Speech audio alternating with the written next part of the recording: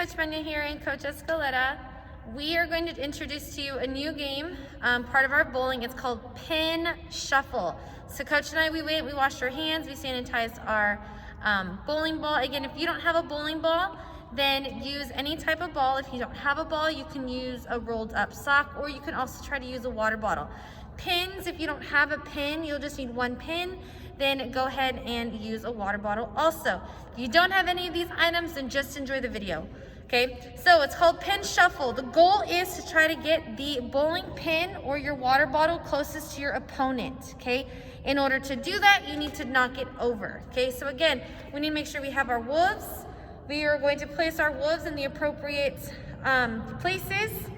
I'm gonna step with the opposite foot. I'm gonna come back, and I'm going to roll it.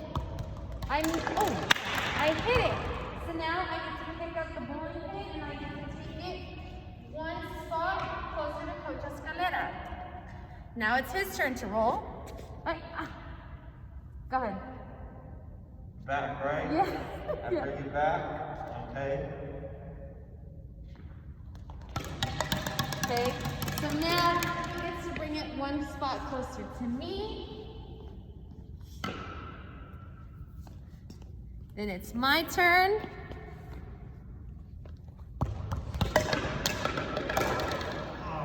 Step closer. So he puts it closer, and you just keep going back and forth.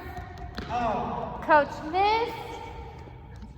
So he does not get to move it. So then I get to roll.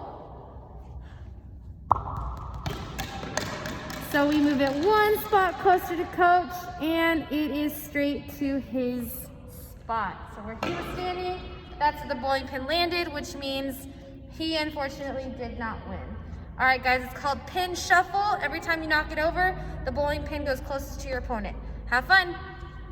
Have fun.